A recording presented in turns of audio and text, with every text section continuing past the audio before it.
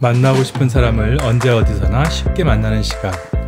이 사람을 보라. 이 사람을 보라. 오늘 만나고 싶은 인물은 우리나라 최초의 여성 화가 나혜석입니다. 나혜석은 연기자 나문희의 고모 할머니이기도 한데요. 나혜석의 이름 세자 앞에 가장 많이 붙는 수식어는 최초라는 말입니다. 우리나라 최초의 여성 서양화가, 우리나라 최초의 여성 소설가, 우리나라 최초로 서양화 개인전을 개최한 여성화가, 우리나라 최초의 서양화 전공 여성 유학생, 우리나라 최초의 세계 일주 여성 등, 이렇게 다양한 수식어만큼 그의 삶은 파란만장했습니다. 19세기 말 무너져가는 전근대 봉건사회 조선에서 태어나 온몸으로 전통적 여성관과 여성차별에 맞섰던 나혜석. 시대의 금기를 깨기 위해 불꽃처럼 강렬하게 저항하고 투쟁한 신여성 나혜석. 그에 대한 다양한 평가가 있겠지만 1948년 행여병자로 아무도 기억하지 않는 죽음을 맞이하는 순간까지 그는 단 한순간도 허투루 살지 않았던 것만큼은 분명합니다.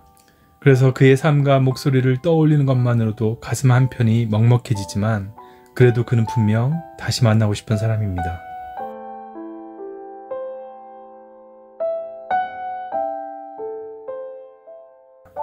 서양 화가이자 작가이면서 사회운동가였던 나혜석은 조선의 운명이 위태롭던 1896년 경기도 수원에서 태어났습니다.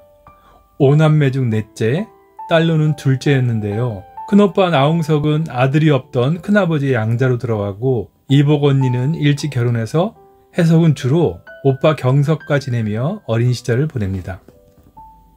아버지 나기정은 시흥군수와 용인군수를 지낸 구한말 행정관으로 집안 살림은 풍족했습니다. 아버지는 나름 생각 있는 양반 출신 개화관료여서 아들, 딸 차별 없이 교육했고 신식 고등교육에 일본 유학까지 시켰습니다.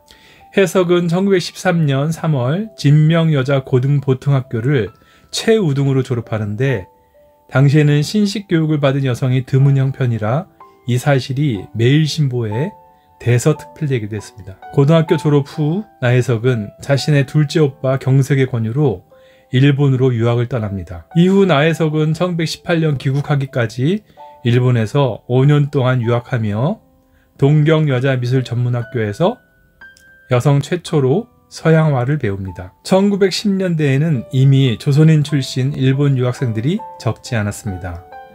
그러나 여자 유학생은 매우 드문 일이라 나혜석의 일본 유학은 국내에서도 큰 화제가 되었습니다. 일본 유학을 통해 나혜석은 한국 최초의 여성 서양 화가의 길을 걷기 시작합니다. 동시에 일본의 지성계를 통해 여성 해방론과 남녀 평등론을 접하고 전통적 여성관을 극복하는 많은 글을 기고하기도 합니다. 일본 유학을 시작한 다음 해인 1914년 나혜석은 동경 유학생 잡지 학지광 제3호의 이상적 부인이란 제목의 글을 발표합니다. 이 글에서 그는 여자에게만 현모양처를 교육하는 것은 부당하다며 현모양처는 여자를 노예로 만들기 위하여 장려한 것이다라고 주장함으로써 전근대적인 남성 중심 사회의 모순을 비판하기 시작합니다. 나혜석은 어린 시절부터 아버지가 딸인 자신보다 겨우 1살 많은 어린 첩을 두고 그 첩 때문에 또 어머니가 어려움을 겪고 아파하는 것을 보면서 전근대적 가부장제와 축첩제도의 모순을 온몸으로 느끼고 있었습니다. 어쩌면 여성으로서 나혜석의 생각과 의식은 전통적인 결혼제도의 틀에 가둬놓기에는 너무 크고 넓은 것이었을지도 모릅니다. 나혜석이 아버지의 성화에 떠밀려 억지로 결혼하고 전통적인 혼인제도의 틀에 갇혀 살지 않았다면, 혹은 나혜석이 진정으로 자신이 사랑했던 자신의 첫사랑 최승구와 이루어질 수 있었다면 그의 삶은 그토록 비극적으로 끝나지는 않았을지도 모른다고 생각해 봅니다.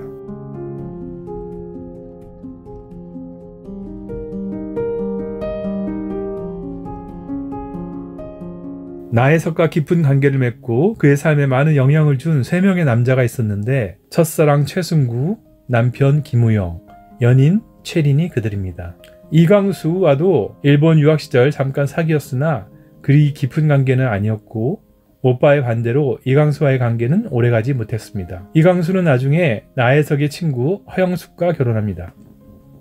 나혜석이 동경 유학 시절 만난 최승구는 오빠 나경석의 도움으로 일본에 유학 온 오빠의 친구였습니다.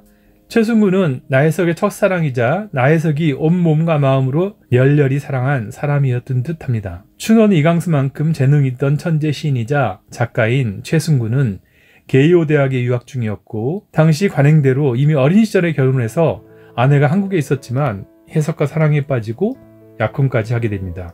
최승구와 나혜석은 결혼하려 했으나 최승구의 집안에서 나혜석을 첩으로 들이는 것은 허용하나 조강지처를 벌일 수는 없다며 나혜석과 최승구의 결혼에 반대했습니다. 오빠 나경석도 최승구가 이미 결혼한 몸이라 해서 혜석이 그와 사귀는 것에 반대했습니다. 나혜석의 첫사랑 최승구는 1917년 폐병으로 죽게 되는데 죽기 바로 전날 그를 만나고 돌아온 혜석은 아쉬움과 상실의 아픔으로 한동안 괴로워했습니다. 혜석은 최승구와의 사랑을 김우영과 결혼할 때까지 잊지 않았고 김우영과의 결혼 조건으로 최승구의 무덤에 비석을 세워달라 말합니다. 김우영은 당시 교토제국대학에서 법학을 공부하던 유학생으로 혜석의 오빠 나경석의 소개로 혜석을 만나 사랑에 빠집니다. 그 당시 대부분의 조선 남자들이 그러했듯이 10살 연상의 김우영도 당시 이미 결혼했으나 상처를 한 후에 한국에 딸을 하나 두고 있었습니다. 일본 유학을 마치고 돌아와 변호사가 된 김우영은 나혜석이 3.1 만세운동으로 투옥되자 그를 변호하기 위해 한걸음에 달려오는 등 나혜석의 사랑을 얻기에 무던히 애를 썼습니다. 나혜석의 예술세계와 시대를 앞서간 의식을 그리 잘 이해하지는 못했지만 그를 진심으로 사랑한 것 같습니다. 두 사람은 한국에 돌아와 1920년 4월 정동교회에서 결혼식을 올립니다. 이때 결혼 청첩장을 매일신보에 10일간 광고로 게재하여 장안의 화제가 되었고 나혜석이 김우영에게 제시한 결혼 조건은 파격 그 자체였습니다. 첫째, 평생 지금처럼 사랑해줄 것. 둘째, 그림 그리는 것을 방해하지 말 것. 셋째, 시어머니와 전실 딸과는 별거하게 해줄 것. 넷째, 첫사랑 최승구의 묘지에 비석을 세워줄 것이었습니다. 나혜석이 김우영에게 결혼 전에 과거의 남자가 있었음을 고백한 것도 파격이고 결혼 조건을 내세운 것도 파격이었습니다. 김우영이 이 4대 조건을 무조건 수락하여 두 사람은 결혼하게 되었고 신혼여행은 나혜석의 첫사랑 최승구의 무덤이 있는 전남 고흥으로 갔다고 합니다. 김우영은 약속대로 최승구의 무덤에 비석을 세워줬고 최승구 무덤 앞에서 나혜석은 김우영에게 자신의 첫사랑은 이제 여기에 묻고 새롭게 출발하기로 약속을 했습니다.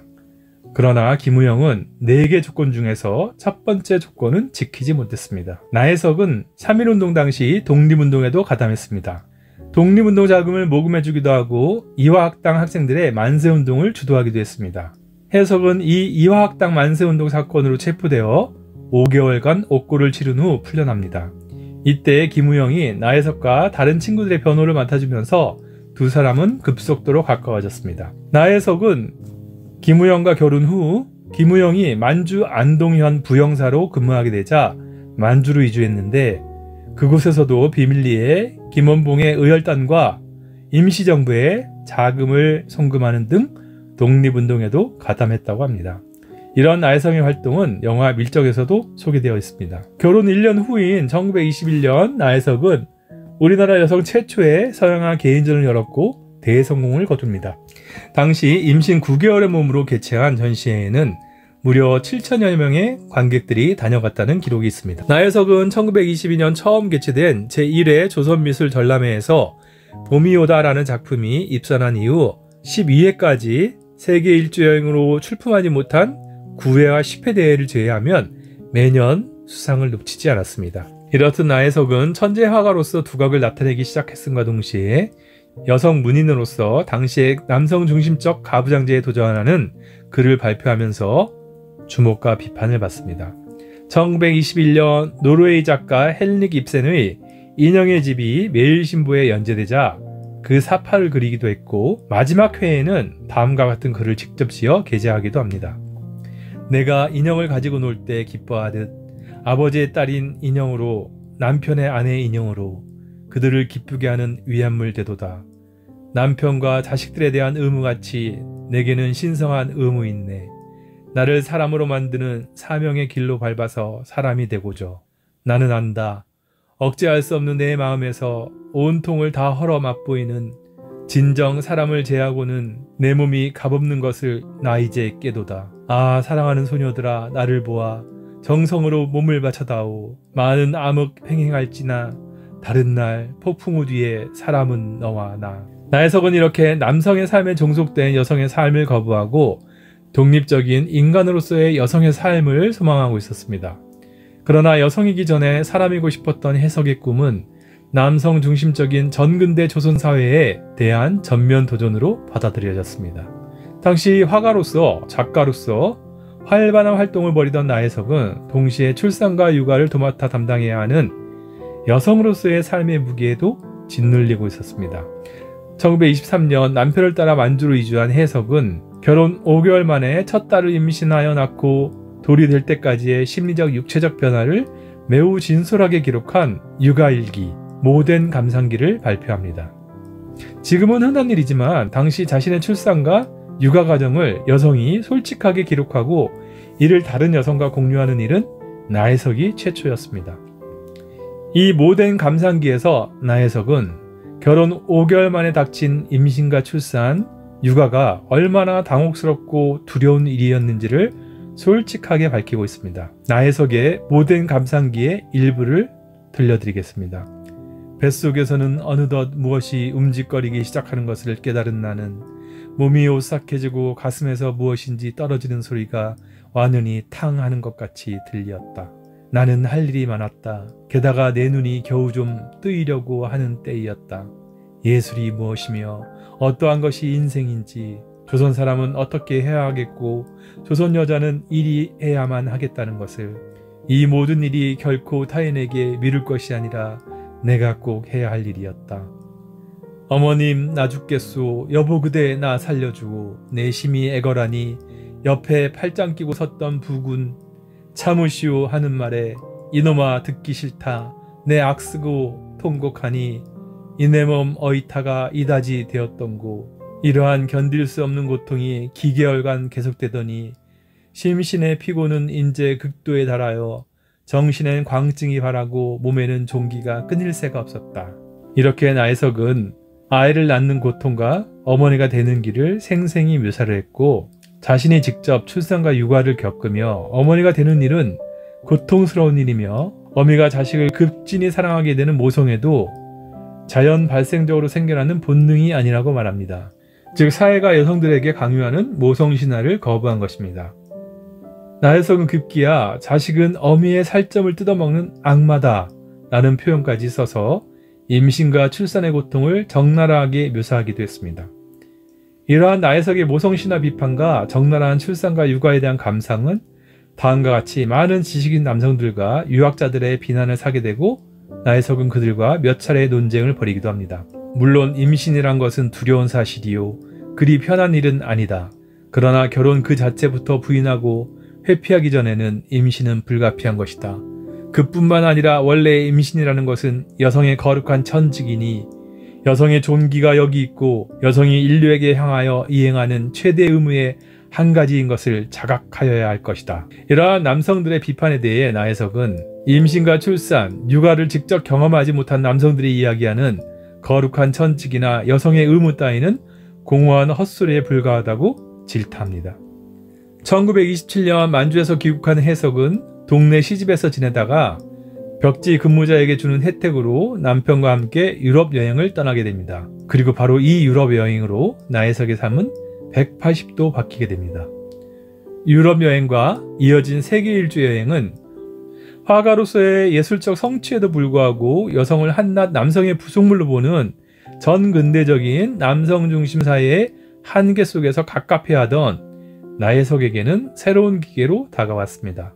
이 유럽 여행은 우선 부산에서 하얼빈으로 간 뒤에 거기에서 시베리아 횡단열차를 타고 모스크바를 거쳐 파리에 도착하는 긴 여정이었고 1929년 2월까지 지속된 20개월에 걸친 긴 여행이었습니다. 바로 이 유럽 여행 기간 동안 나혜석은 자신의 운명을 송두리째 뒤바꿔 놓은 운명적 상대를 만납니다. 법률 공부를 위해 남편이 베를린으로 간 사이에 혜석은 파리에 남아 야스파 화가인 비시에르 하실에 다니면서 그림 공부를 계속하게 됐는데 이때 파리에 와 있던 독립운동가이자 천도교 도령인 최린과 예술을 논하고 여행을 하는 과정에서 깊은 관계에 빠집니다. 최린은 3.1운동 당시 민족대표 33인 중 한 명으로 천도교계를 대표해서 독립선언서에 서명한 인물이지만 나중에는 친일파로 변절한 인물입니다. 파리 교민행사에서 문화와 예술의 조예가 깊은 최린을 만난 나혜석은 한눈에 그에게 매료되었고 이후 두 사람은 깊은 관계로 발전합니다. 자유연애 사상에 심취해 있던 혜석은 훗날 최린과의 관계가 부부관계에 도움이 될 거라고 생각했다는 글을 발표해서 또 한 번 엄청난 지탄의 대상이 되었습니다. 당시 파리 유학생 사이에서는 나혜석이 최린의 작은 댁이라는 소문이 파다했다고 합니다. 이 소문을 들은 김우영이 비밀리에 파리로 돌아와 나혜석을 미행해서 최린과의 불륜 현장을 목격함으로써 나혜석과 김우영은 급거 귀국하게 되고 최린과의 관계는 일단락이 되는 듯 했습니다. 1928년 다시 만난 나혜석 부부는 유럽을 떠나 이탈리아, 영국, 스페인을 돌아본 후 대서양을 건너 미국으로 향합니다. 미국에서는 뉴욕, 시카고, 로스앤젤레스, 샌프란시스코를 거쳐 귀국함으로써 장장 20개월간의 세계 일주 여행을 마치고 돌아오게 됩니다. 이때 나혜석의 나이는 32세였습니다. 일단 봉합된 듯한 나혜석과 최린의 관계가 다시 불거져 나온 것은 귀국 후의 일입니다. 개인 비용으로 세계 일주 여행 비용을 충당하느라 김우영은 귀국 후에 변호사 개업을 했지만 경제적으로 쉽지 않았고, 이때 나혜석이 최린에게 경제적 도움을 요청한 편지가 연애 편지로 공개되어 파문이 일었습니다. 결국 1930년 11월 35세의 나혜석은 남편과의 관계가 악화되고 이혼을 당하게 됩니다. 이혼하지 않으면 간통죄로 고발하겠다는 남편의 위협에 나혜석은 자식들마저 빼앗긴 채 시댁과 친정으로부터 버림받습니다. 이혼 이후 그림에 몰두해 금강산에 가서 40여 점의 그림을 그리며 제13회 조선미술 전람회에 출품하려 했으나 엎친 데 덮친 격으로 1932년 큰 화재가 발생해 나혜석은 자신이 그린 그림의 대부분을 잃었고 큰 시리에 빠집니다. 또 이때 충격으로 나혜석은 수전증을 얻어 죽을 때까지 손을 떨게 됩니다. 이혼녀에 대한 사회적 반감과 냉대 속에서 나혜석은 13회 조선미술 전람회에서도 낙선하고 맙니다. 또 1933년 생계와 후진 양성을 위해 종로에 여자 미술 학사를 열고 운영했으나 이마저도 이혼녀에게는 자녀를 맡길 수 없다는 학부모들의 반대로 실패합니다. 그러나 이후에도 나혜석은 결코 좌절하지 않고 자신의 자유연애 사상과 여성 평등론을 적극적으로 개진했습니다. 옛 애인 최린으로부터도 버림받고 남편 김우영으로부터도 이혼당한 후에도 나혜석은 위축되지 않고 남성 중심 사회의 금기에 도전하기를 멈추지 않았던 것입니다. 1934년 나혜석은 자신이 결혼해서 이혼하기까지의 과정을 솔직하게 서술한 이혼 고백서를 발표합니다. 여기에서 나혜석은 조선 남성 심사는 이상하에다. 자기는 정조관념이 없으면서 처에게나 일반 여성에게 정조를 요구하고 또 남의 정조를 빼앗으려고 합니다. 조선의 남성이란 인간들은 참으로 이상하고 잘나건 못나건 간에 그네들은 적실 후실에 몇 집 살림을 하면서도 여성에게는 정조를 요구하고 있구려. 하지만 여자도 사람이에다. 한순간 분출하는 감정에 흩뜨려지기도 하고 실수도 하는 그런 사람이에다. 남편의 아내가 되기 전에 내 자식의 어미이기 전에 첫째로 나는 사람인 것이오. 내가 만일 당신네 같은 남성이었다면 오히려 호탕한 성품으로 여겨졌을 거이다. 이렇듯 나혜석은 여성에게만 일방적으로 강요되는 정조관념을 비판하고 자신의 자유연애 사상을 피력했으나 이는 오히려 격렬한 반발을 불러일으켰습니다. 하지만 나혜석은 또다시 꿋꿋하게 자신의 옛 연인이던 최린에게 손해배상 청구 소송을 제기합니다.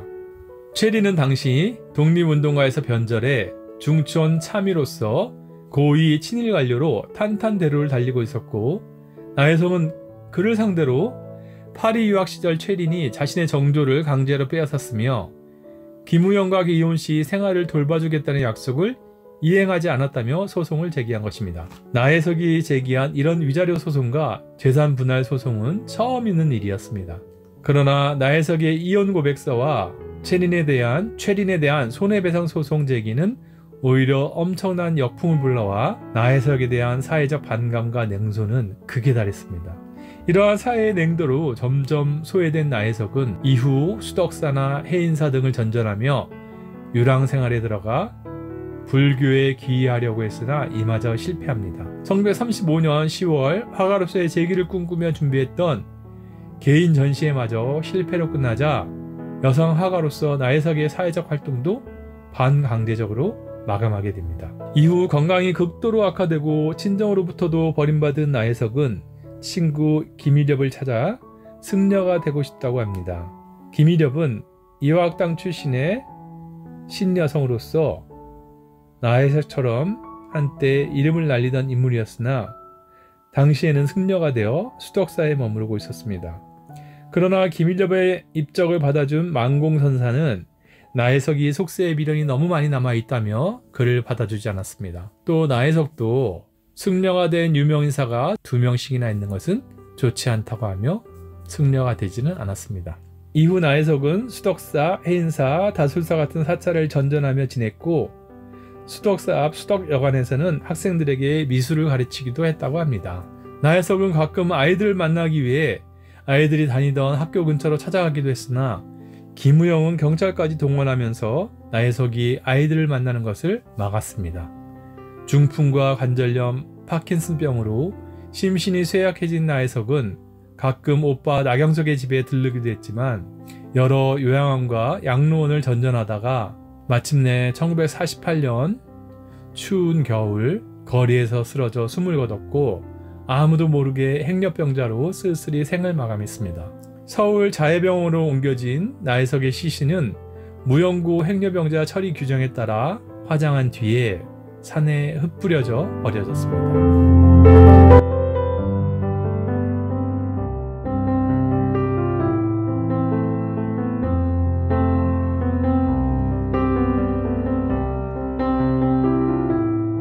생전에 나혜석은 파리에서 마지막 생을 보내고 싶어 했던 것 같습니다. 1935년 삼천리에 신생활에 들면서라는 글에서 나혜석은 새 출발을 계획하고 있었습니다. 사남매 아이들아, 애미를 원망치 말고 사회제도와 도덕과 법률과 인습을 원망하라. 내 애미는 가도기의 성각자로 그 운명의 줄에 희생된 자였더니라. 후일 외교관이 되어 파리에 오거든 내 애미의 묘를 찾아 꽃 한 송이 꽂아다오. 그러나 나혜석의 뜻과는 달리 총독부의 출국 허가 거부와 경제적 형편으로 파리행은 좌절되었고 우리나라 최초의 여성화가 나혜석은 시대의 금기에 도전하다 쓰러져 무덤 하나 비석 하나 남기지 못했습니다. 예술적 재능과 미모를 갖춘 천재적 여성화가로서 한때 온 국민의 이목을 집중시켰던 나혜석은 왜 이토록 비극적인 최후를 맞이한 것일까요? 무엇보다 그의 간절한 소망은 어머니이기 전에 한 여성이고 싶었고 여자이기 전에 한 인간이고 싶었고 인간이기 전에 예술가였던 것은 아닐까요? 우리나라 최초의 여성 서양 화가이자 문인으로서 파격적인 작품과 사회 비판적인 주장을 통해 봉건적 제도와 인습이라는 금기에 도전한 인물 나혜석.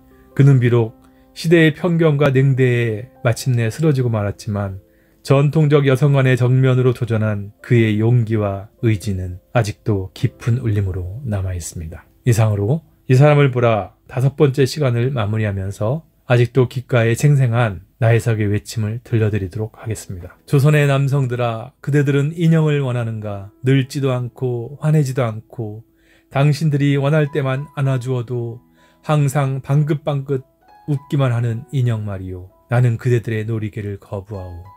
내 몸이 불꽃으로 타올라 한 줌 재가 될지언정 언젠가 먼 훗날 나의 피와 외침이 이 땅에 뿌려져 우리 후손 여성들은 좀 더 인간다운 삶을 살면서 내 이름을 기억할 것이라.